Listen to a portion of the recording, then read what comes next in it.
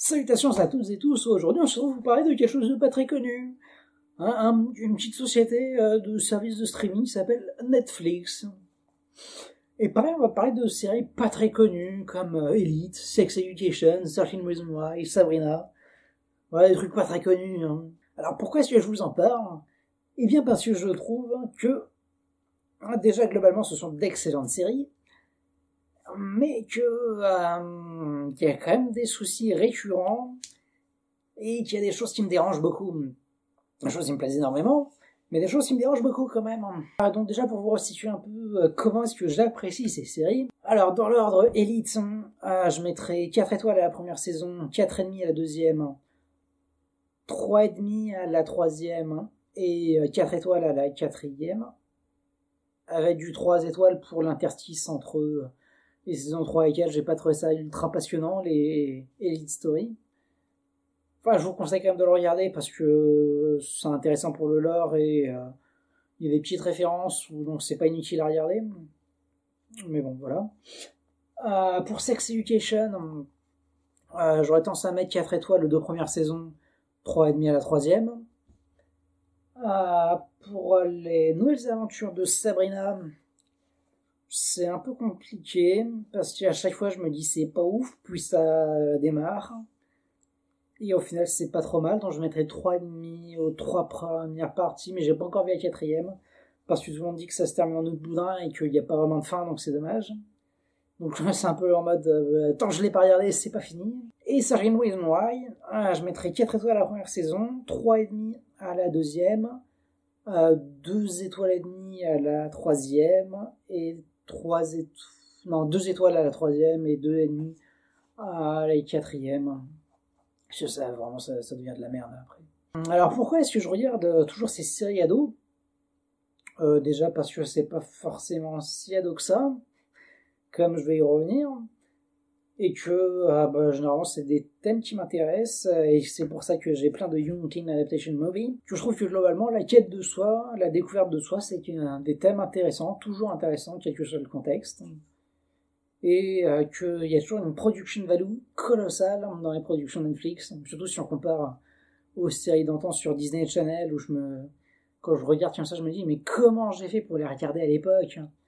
C'est dégueulasse, c'est toujours en studio, les 3 mêmes bouts de studio, on repasse en boucle, et dès qu'il y a un extérieur, tu vois que c'est un truc qui a été peint à l'arrache et que c'est immonde. Ah là là. Autant je les aime bien ces séries, autant je trouve qu'il y a quand même 2 problèmes assez récurrents, problème que je vais revenir plus tard, et le problème de le moule. C'est-à-dire que vraiment on a l'impression qu'il y a toujours les mêmes sujets qui reviennent en boucle et qui te les ressortent de la même façon, un peu pareil à chaque fois. C'est-à-dire que toujours on a le personnage principal qui est local.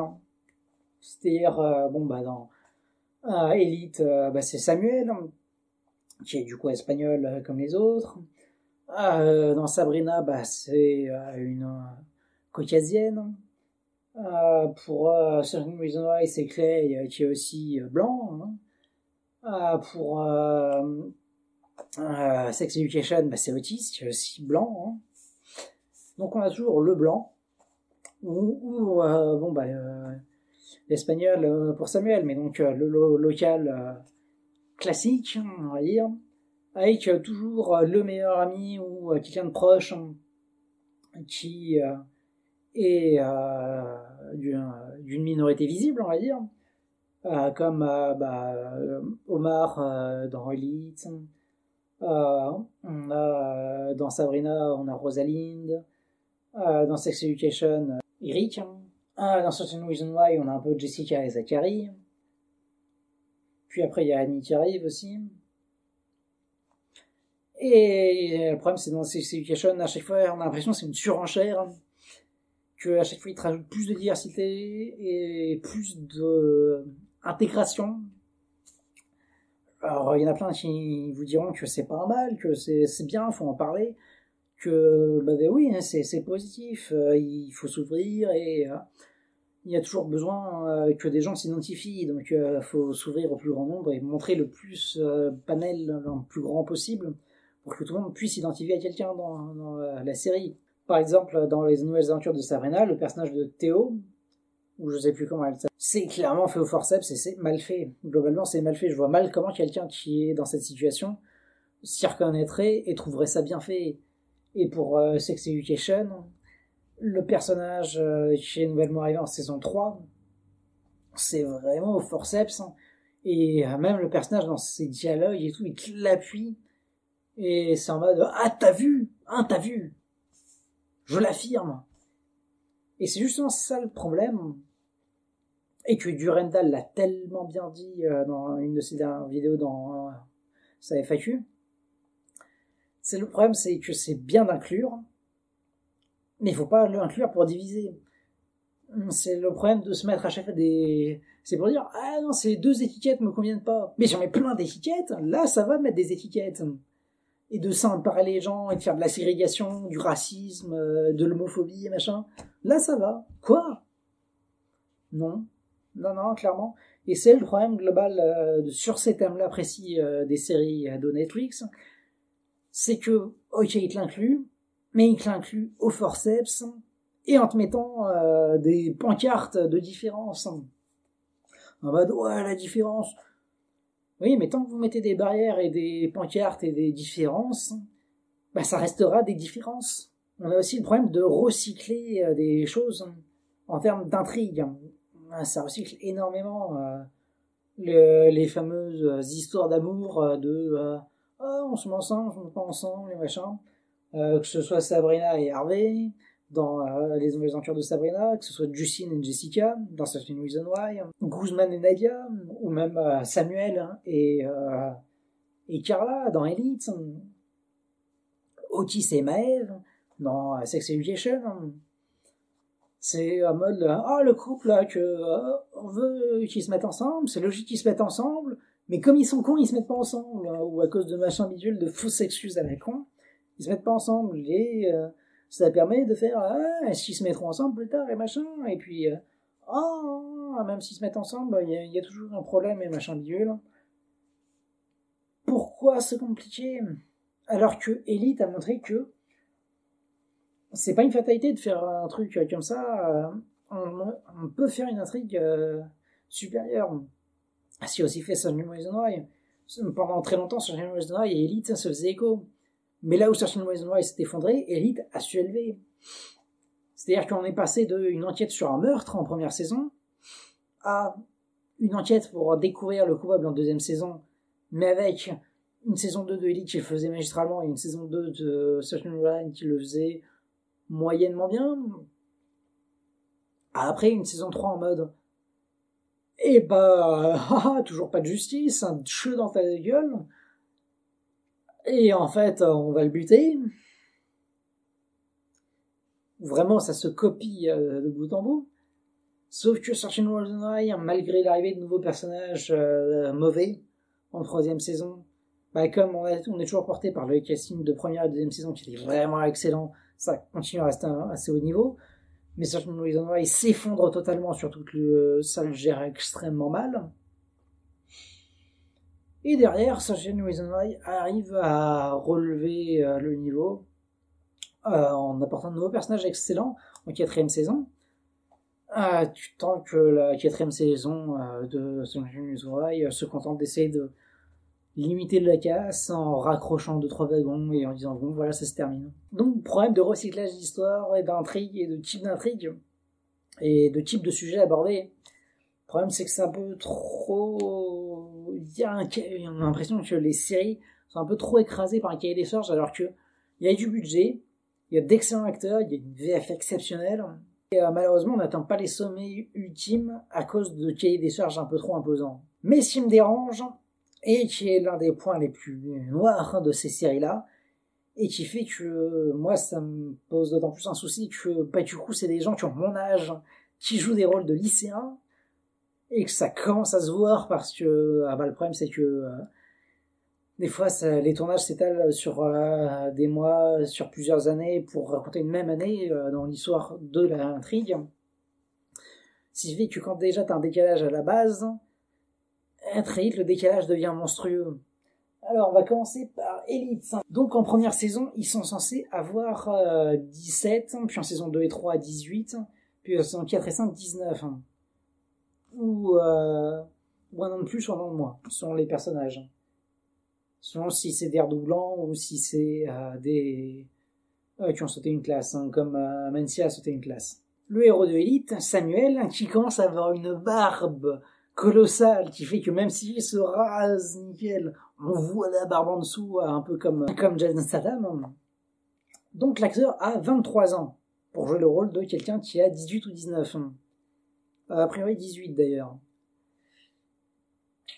Bon, bah quand même, il a 50 plus que ce qu'il est censé avoir. Bon, bah encore ça va. Rebecca dans Elite a 27 ans. Donc elle est censée avoir 18 ou 19, et elle a 27. Donc mis à part Mencia qui a 20 ans et qui est censé en avoir... qui avait 19 au moment du tournage et qui est censé en avoir 16, où ça va à peu près, il y en a pas un qui a moins de 22, et ils ont quasiment tous au moins 23-24, et comme Rebecca ou Nadia qui ont 27 au lieu de 19, ou 18. Donc là, ça fait un gros écart pour Elite. Dans Sex Education, les acteurs principaux, Asa Butterfield et Emma Mackey qui font Otis et Maeve, ont 24 et 25 au lieu de 17. Eric, il a 28 ans au lieu de 17. Ils ont quasiment tous au moins 24 ans. Et Lily, elle a 29. Dans les nouvelles aventures de Sabrina, les personnages étaient censés avoir 16 ans en première saison, qui a du coup été tournée en 2017. Et donc à l'époque, Kiernan Shipka n'avait pas 16 ans, mais 17, ce qui est déjà vraiment exceptionnel pour du Netflix. Mais ses partenaires, donc Ross Lynch et Jazz Sinclair, avaient non pas 16, mais déjà 4 ans plus, donc 21 et 23 pour jouer 16 ans. Pas ouf. Mais la série qui bat absolument tous les records à ce niveau-là, c'est 13 Reasons Why. Où là, c'est vraiment ahurissant. C'est-à-dire qu'en première saison, les personnages étaient censés avoir 16 ans, et au moment du tournage, Dylan Minnette et Ishan Bowe avaient déjà 20 ans. Brandon Flynn ou Miles Sizer, Clay et Jessie avaient déjà 20 ans. Justine et Alex avaient déjà 23 ans. Bryce aussi avait déjà 23 ans alors qu'il jouait quelqu'un de 16 ans. Zach, accrochez-vous bien. Pour quelqu'un de 16 ans, il avait déjà 27 ans. Et le record, c'est celui qui faisait Montgomery, censé donc avoir 16 ans, qui avait déjà 31 ans. Oh, bon, ça va, j'ai de la marge encore pour jouer les rôles d'un lycéen. Ah, tranquille. Oh là là. Il n'y en avait pas un qui avait moins de 20 ans au moment du tournage. Et ils terminent le lycée, ils ont tous 25 ans. Et il y en a déjà la moitié qui ont 30 ans. Mais c'est quoi ça? Ils ont tous l'âge d'avoir des enfants et ils jouent le rôle d'adolescents. Non! Montgomery a 35 ans aujourd'hui. Non mais non. Non. La série s'est arrêtée l'an dernier. Donc il y a 2 ans moins du tournage, il avait 33 ans. 33 ans en terminale. Mais juste non. Oh là là, je sais que le maquillage ça fait des choses terribles, mais... Donc oui, globalement, Netflix fait des bonnes séries sur ces thèmes-là. Mais il faudrait arrêter de se repiquer des idées, enfin de recycler des idées et de mettre des trucs au forceps. Et essayer de laisser plus de liberté au niveau du scénario et des personnages, ce serait bien. Et surtout, du casting, qui la plupart des acteurs sont bons. Quand t'essayes de faire des intrigues en mode oh dis donc, c'est pas bien les 2 personnes qui se mettent ensemble parce qu'il y a une personne qui est mineure et l'autre qui est beaucoup plus vieille, alors que personne mineure, n'importe quoi, elle a 25 ans, et le gars vachement plus vieux, ils ont 5 ans d'écart. Mais quoi? Vous faites n'importe quoi les gens, c'est plus possible.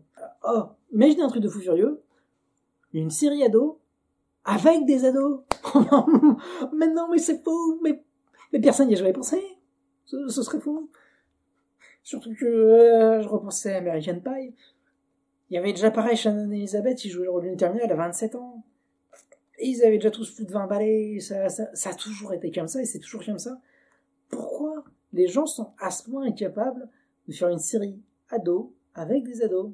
Voilà pour ce petit grief sur les séries Netflix en mode, c'est bien, mais peut mieux faire.